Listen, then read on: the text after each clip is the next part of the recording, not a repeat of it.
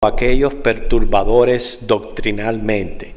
Por ejemplo, ustedes tienen el capítulo 5 de Gálatas, los versículos del 10 al 12, que dice: yo confío respecto de vosotros en el Señor, que no pensaréis de otro modo, mas el que os perturba llevará la sentencia, quien quiera que sea. Y yo, hermanos, si aún predico la circuncisión, ¿por qué padezco persecución todavía? En tal caso se ha quitado el tropiezo de la cruz. Ojalá se mutilasen los que os perturban. Vamos a ver qué interesante son estos versículos aquí que menciona Pablo en Gálatas. Primero dice: yo confío respecto. Eso está hablando de que él va a pronunciar un veredicto de toda la situación, pero un veredicto apoyado y fundamentado en el contexto bíblico. Por eso él dice: yo confío en el Señor. Una y otra vez decimos que solo Dios y uno mismo sabe si uno es hijo de Dios.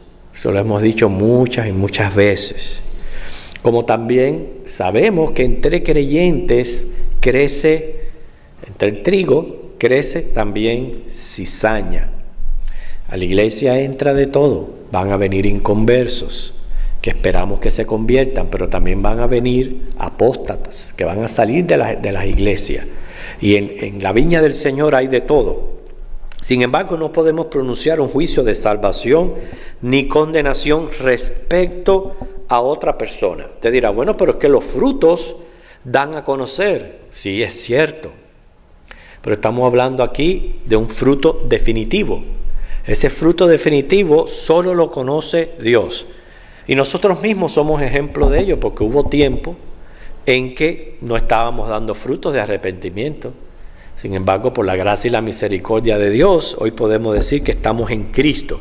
Así que Pablo pronuncia respecto a los Gálatas confianza, pero respecto al perturbador, más bien dicta una sentencia. ¿Por qué pronuncia confianza y sobre qué base?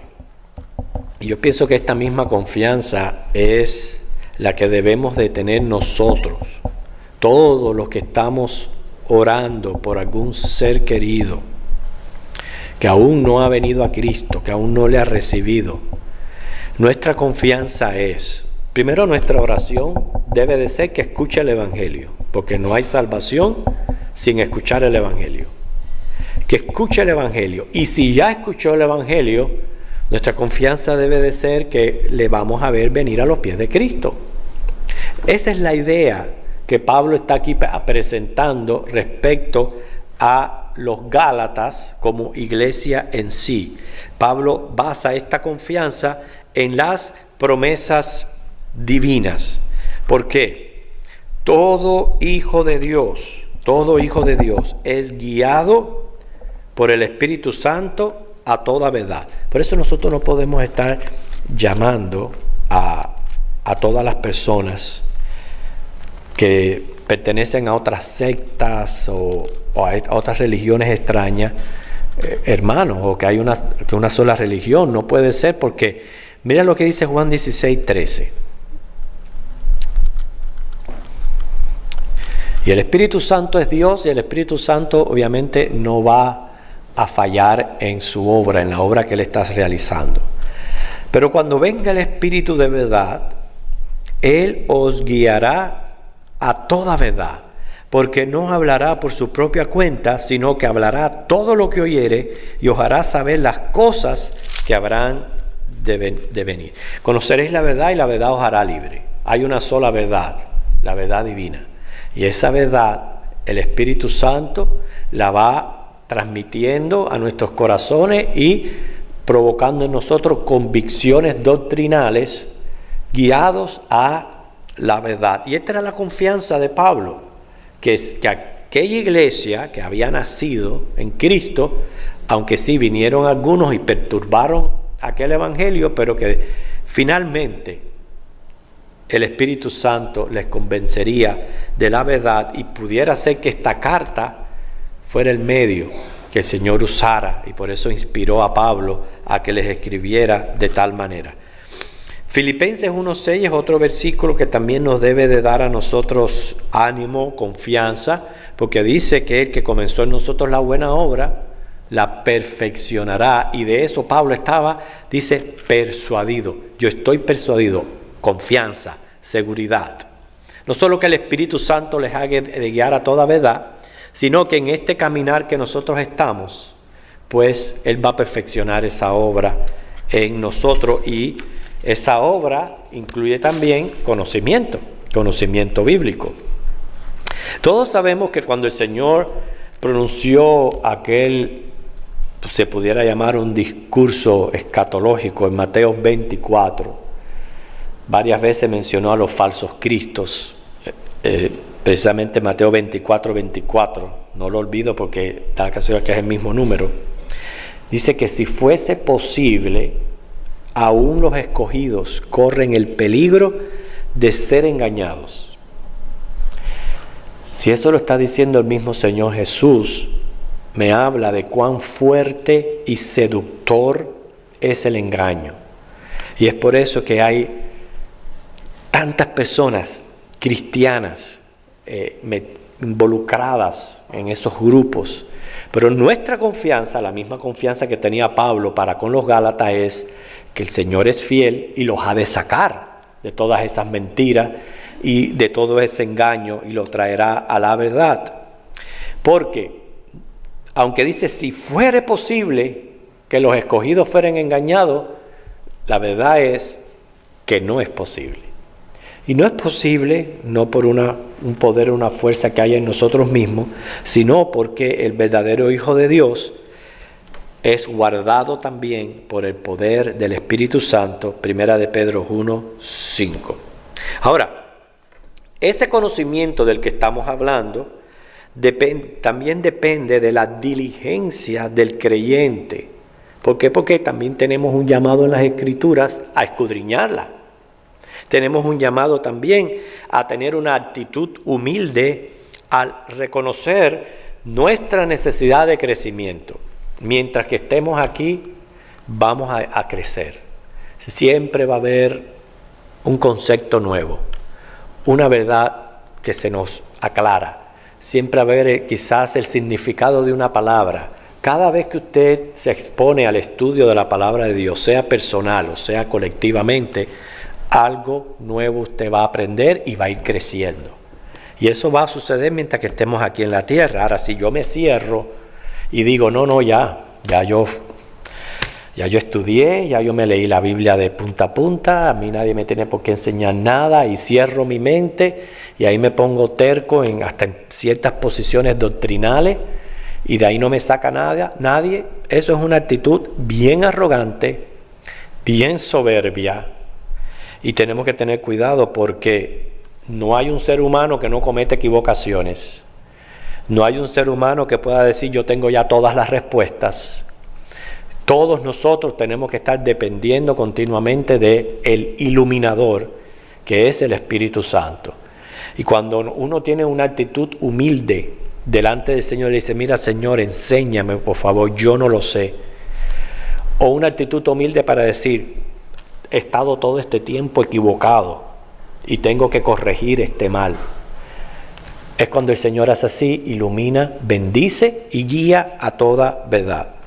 No podemos aferrarnos, ser tercos, cerrar la mente cuando el Señor nos está enseñando. Hay que reconocer, me equivoqué, y darle gracias que ha iluminado nuestro entendimiento. Así que más que ponerme enojado porque alguien me dijo me equivoqué o alguien me trató de corregir en algo, yo lo que tengo que tener en mí es una actitud de agradecimiento al Señor y decirle, Señor, gracias porque tú quieres mi crecimiento y estás proveyendo para ello.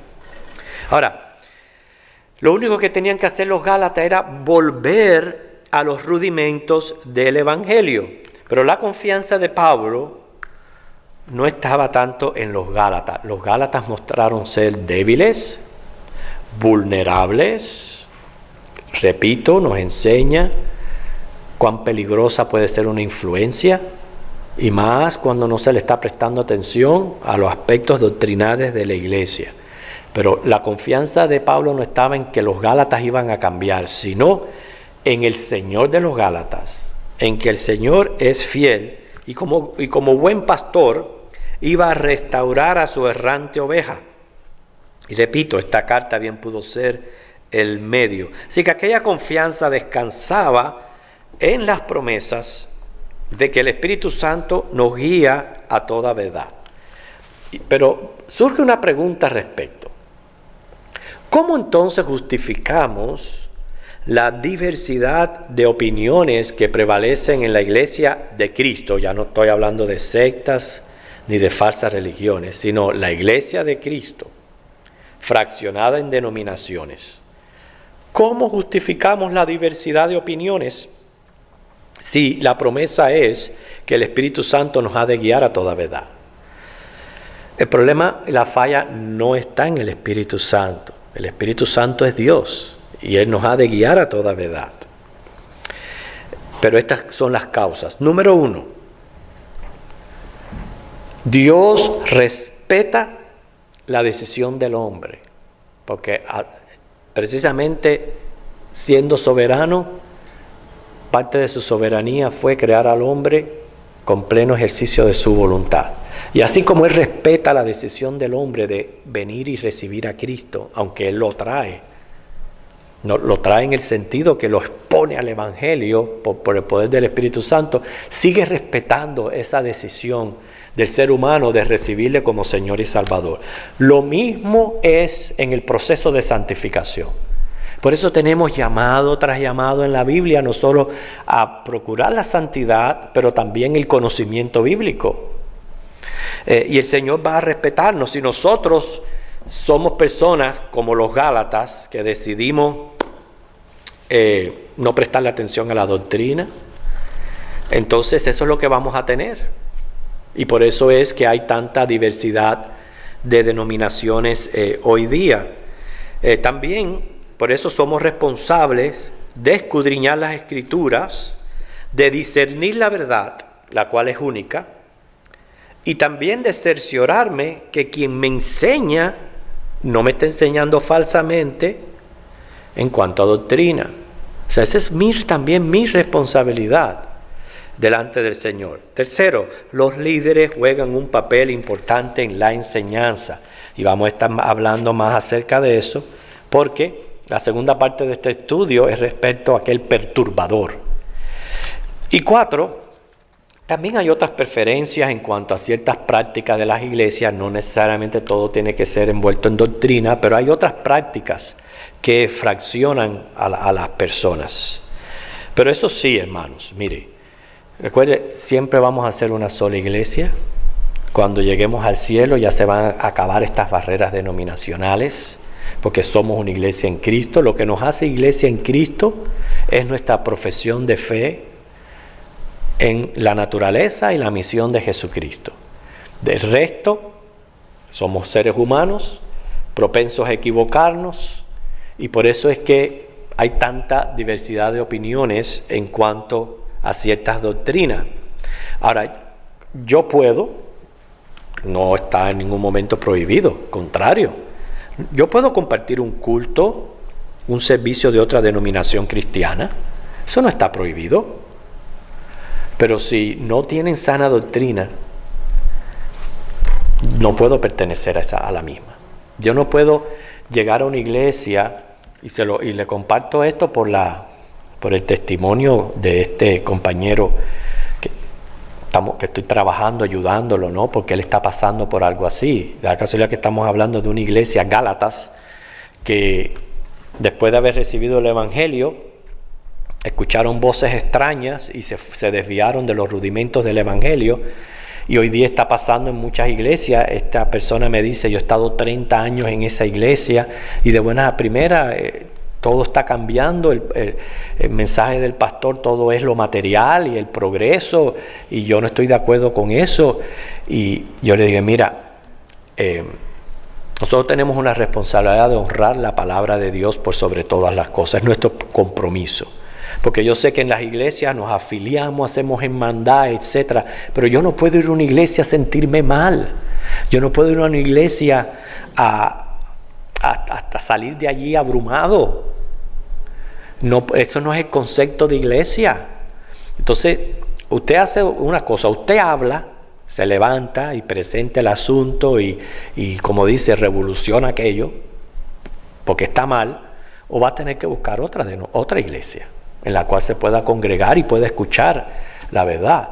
Caso hermano, no podemos estar en un sitio donde lo que se nos esté predicando, sepamos que está en contra de la palabra, y eso nos hace daño. Y eso es lo que estaba pasando en la iglesia de Gálatas. Pero la confianza de Pablo era que por el poder del Espíritu Santo, esta iglesia iba a volver de nuevo a lo que es el Evangelio.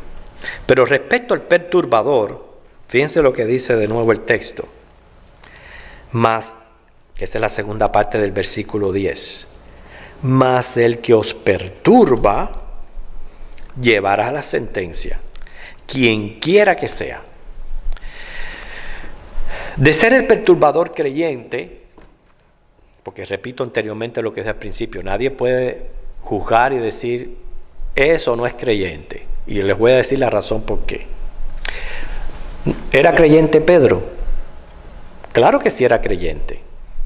Sin embargo, en Gálatas capítulo 2, versículo del 11 al 14, Pablo tiene que prácticamente regañar a Pedro porque estaba haciendo o cometiendo el mismo error de los Gálatas. Y era un discípulo, apóstol, y llegó a ser obviamente un mártir del Evangelio. Sin embargo, hubo un tiempo en que Pedro tuvo que ser corregido al respecto. Quiere decir que este perturbador no necesariamente era un apóstata o un falso, pudo haber sido un cristiano que no está bien adoctrinado en la palabra del Señor. Quien quiera que sea, lo que no puede es dejar de recibir la sentencia, que es expectación de juicio y carga de conciencia. Claro que los líderes no son infalibles. Recuerda que lo único infalible es la palabra de Dios. Pero los líderes tienen responsabilidad no solamente de escudriñar la Biblia, pero también de arrepentirse, de humillarse, de reconocer el error, de enmendar cualquier error y así evitar ser castigados por Dios, porque es grave enseñar el error y hacer daño a una iglesia. Primera de Corintios 3, 17. Dice también Santiago 3:1 que los maestros darán cuenta a Dios por esta gran responsabilidad. Y claro que el ser maestro es uno de los dones de Dios y es un ministerio principal dentro de la iglesia. Efesios 4:11 dice que el mismo Señor los constituyó y es para la edificación del pueblo de Cristo. Santiago no es que se oponga a que hayan maestros, porque ¿se imagina una iglesia sin maestros? Entonces, ¿qué sería? Los maestros son necesarios. Él no desanima a seguir el llamamiento de Dios de enseñar y de predicar, sino que llama a los líderes, a los ministros, a la prudencia y también a cerciorarse de que han sido llamados por el Señor. Y sobre todo que no se hagan. ¿Por qué? Porque van a acarrear grave responsabilidad. No es cualquier cosa ocupar un púlpito. No es cualquier cosa ser vocero de Dios. No se trata de enseñar matemáticas. Se trata de enseñar las verdades divinas. Y estas verdades divinas hacen una gran influencia en la mente y los corazones de almas. Impactan sus vidas. Por eso una y otra vez le digo, tenga cuidado con lo que usted sintoniza en la radio. Si usted va a sintonizar algún programa radial o televisivo para aprender, para hacer apología, para darse cuenta de lo que está pasando en el mundo, está bien. Podemos hacerlo, podemos estar preparados, hay que estar empapados de lo que está pasando allá afuera. Pero ese no es el caso de muchos que yo he escuchado, que sintonizan estos programas y dicen, bueno, yo capto algunas verdades y lo demás yo sé que está mal. ¿Cómo usted va a estar escuchando falsos líderes? Mira, va a llegar un momento que usted va a terminar hablando como ellos, actuando como ellos, pensando como ellos, y por eso nosotros tenemos que tener mucho cuidado. El maestro o cualquier predicador tiene que estar bien seguro que ha sido llamado, equipado, entrenado para el desarrollo de tal oficio, y que lo que estamos haciendo es con humildad, sintiéndonos que no merecemos esta oportunidad de estar enseñando la palabra, que la tenemos que honrar. No, yo no estoy para mostrar mi elocuencia o mi erudición. No, ese no es el propósito. Mi propósito es que esa audiencia aprenda por lo menos algo, aunque sea una sola verdad que aprendan en esos 30, 40, una hora de estudio. Ya ese es el propósito del maestro. No es enfocado en sí, en mostrar, sino más bien en la preocupación de la audiencia, de que la audiencia aprenda. Pero si también la Biblia no puede ser un neófito, que es un recién convertido, porque es un inmaduro espiritualmente. ¿Sabe usted que para ser un pastor no es mandatorio acudir a un seminario? No lo es. Para ser un pastor no tiene por qué ir a un seminario. Pero lo que sí es bíblico es el entrenamiento. El entrenamiento sí es bíblico. Jesús pasó 3 años enseñando a sus discípulos, aquellos apóstoles que después iban a ser las columnas doctrinales de la iglesia. Usted lee Gálatas 1, 15 al 18, y el mismo Pablo, que no es uno de los apóstoles o discípulos de los 12, pero el Señor lo usó grandemente para el establecimiento de iglesia y para formar muchas doctrinas bíblicas relacionadas a Cristo y a la iglesia, fue entrenado, dice, por 3 años antes de comenzar el ministerio. No hay que ir a un seminario, pero sí tiene que tener entrenamiento. ¿Para qué? Para que pueda estar preparado para enseñar. Además, el maestro va a ser probado en todo lo que enseña. Esa enseñanza tiene que pasar por un filtro de prueba para que entonces tenga autoridad. En otras palabras, antes de impartir, ya tiene que haber tratado con el mismo predicador o el mismo orador dicha enseñanza. Debe ser santo, de buen testimonio. Sabemos que el carpintero usa el martillo, la costurera, el hilo, la aguja, el cocinero la cuchara, el albañil la espátula, el músico sus manos. ¿Qué es lo que usa el maestro? El maestro usa su lengua. Ese es su instrumento de trabajo. Por eso esta amonestación está relacionada al uso de la lengua. Un maestro debe ser recatado, prudente, confidencial, que se gane la confianza plena de sus aprendices. Aunque sean abundantes sus enseñanzas, de pocas palabras, y también tener una actitud de siervo. ¿Por qué? Porque el mismo Señor dice: yo no vine a ser servido, yo vine a servir. ¿Y cuán importante es el servicio?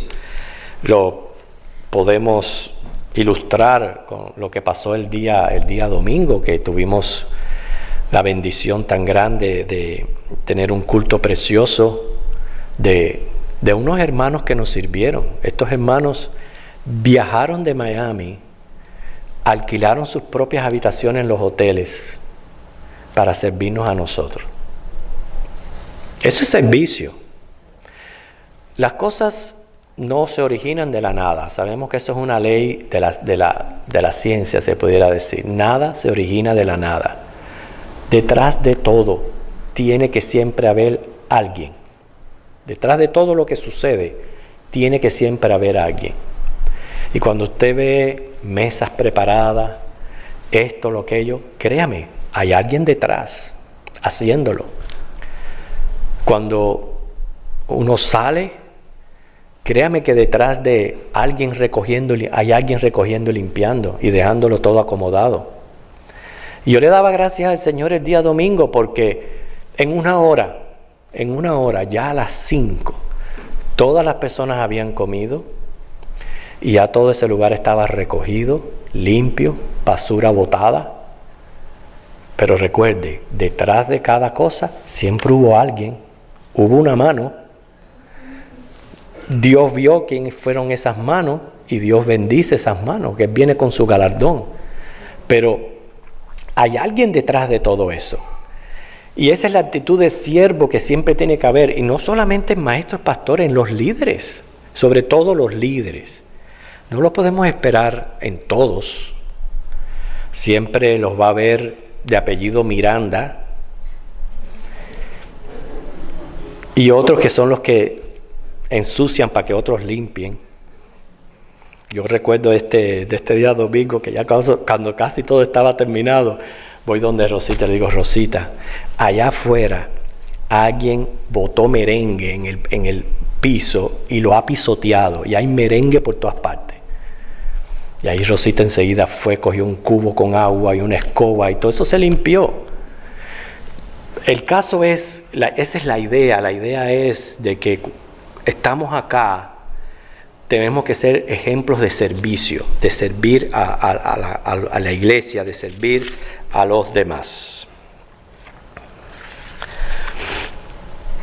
Dice el Salmo 7:9: fenezca ahora la maldad de los inicuos, mas establece tú al justo, porque el Dios justo prueba la mente y el corazón. Es una osadía grave aspirar a un ministerio de la palabra sin ser llamado por Dios. Es peor ocupar el púlpito sin la preparación de vida, sin conocer pasajes, inventar explicaciones y aplicaciones ajenas al texto, y es lo que están haciendo muchos hoy, que usan los púlpitos así, de esa manera. El que ocupa el púlpito inclusive no puede adaptar las escrituras, no puede evadir temas que quizás él mismo que no se sienta bien con Dios, y entonces como él mismo no se siente bien con Dios, evade el tema y no lo presenta. No debe de ser así. Todo creyente necesita ser convicto de pecado y percatarse de lo serio de su condición. Ahora, en los próximos versículos del 11 al 12, ¿por qué Pablo está diciendo aquí, si aún predico la circuncisión? Bueno, él había sido acusado en ocasiones de predicar la necesidad de circuncidarse. Por eso se está defendiendo de esa manera. Es una calumnia absurda de la que sufren a veces muchos siervos. Muchos siervos sufren de calumnias. Porque si él predicaba la circuncisión, ¿por qué estaba siendo perseguido por los judíos? No tiene sentido que estuviera siendo perseguido por los judíos. ¿Por qué dice Pablo que entonces la cruz es un tropiezo? Se refiere a que muchos hombres se escandalizan cuando se les dice que no hay que hacer nada para obtener la salvación, que es obra de gracia divina. Esto muchas personas no lo pueden entender, de que sea por gracia, por medio de la fe. Oh, no, eso es muy sencillo, eso no lo puedo creer. Yo tengo que hacer algo para salvarme. Y es ahí donde entonces caen en el error de los Gálatas. Predicar sobre la necesidad de circuncidarse es contrario al mensaje de la cruz. Lo mismo sería decir, la salvación se pierde. Por tanto, este versículo 12 que dice: ojalá se mutilasen los que os perturban. Primero, en el versículo 10 se refiere a una sola persona, pero ya aquí a varios. Así que no se sabe si fueron uno o más de aquellos perturbadores de esta congregación. Pero el caso es que les dice, eso se puede interpretar literalmente: ustedes están predicando la circuncisión, mejor es que se castren, que quedasen castrados, que se lo corten completo y que se vuelvan eunuco. Es lo que está diciendo Pablo aquí, mejor.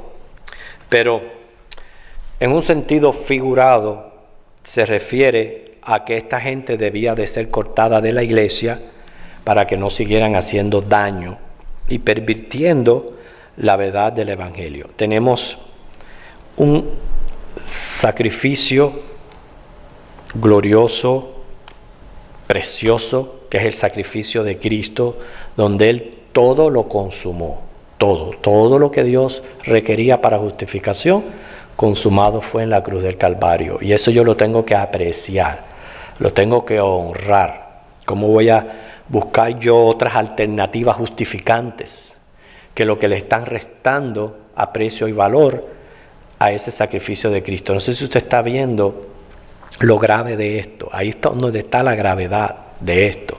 Siguen siendo nuestros hermanos en Cristo, siguen teniendo esa salvación por gracia. Pero qué triste es que por mi mal entendimiento o por ser adoctrinado erróneamente yo no pueda ver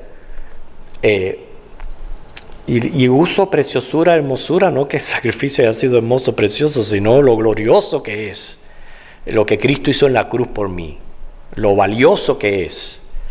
Y yo tengo que ver esto, yo tengo que apreciar esto y honrarlo. Así que Gálatas es una iglesia que por no prestarle atención a la doctrina bíblica, por no prestarle atención a los líderes que enseñaban, hicieron así, se desviaron del Evangelio, de los rudimentos del Evangelio. Y lo vuelvo a decir una y otra vez, ¿cómo es posible que ni tan siquiera uno se levantara? ¿Cómo es posible? Y decir, no, espérense un momento, eso que ustedes están enseñando, eso no es la verdad, eso no fue lo que aprendimos, eso no fue lo que nos enseñó Pablo, eso no es lo que significa ser salvos por la gracia de Dios por medio de la fe. ¿Cómo es posible que ninguno se levantara? Y eso está sucediendo hoy día, hermanos, en que se está escuchando cosas, evangelios pervertidos desde los púlpitos, y las personas con una actitud conformista se conforman con eso. Pero yo sé que ustedes no. Yo sé que ustedes procuran escudriñar la Biblia, corroborar lo que se les está enseñando. ¿Por qué? Porque esa es mi propia responsabilidad, ser guiado a toda verdad. Eso que yo estoy recibiendo va a terminar impactando mi vida, créalo o no.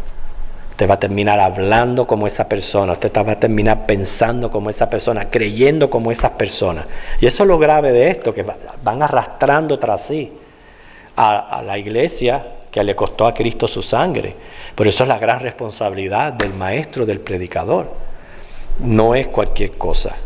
Así que Señor nos bendiga y siempre estemos con los ojos abiertos. Ningún líder es infalible.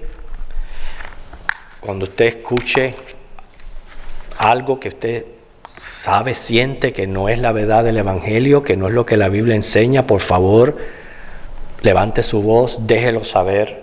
Digo, mire, ese pastor sáquenlo, porque ya se le fue, ya está loco y está enseñando cosas que no son. Sáquenlo, hágalo, porque eso es honrar la palabra del Señor sobre cualquier líder, sobre cualquier persona. Pero gracias al Señor, le tenemos que dar gracias al Señor que en esta iglesia, en cuanto a maestros, hermano, contamos con muy buenos maestros. Yo estoy desde los niños de cuna hasta los adultos. Yo por lo menos vivo orgulloso de los maestros de esta congregación, yo no sé usted. Pero le tenemos que dar gracias al Señor por ello, orar por ellos, porque la responsabilidad de ellos es grande ante Dios. Y maestros, nunca sea terco, nunca se aferre a algo que usted cree que es así, cuando el Señor le vaya a estar iluminando, vaya a estar enseñando otra cosa.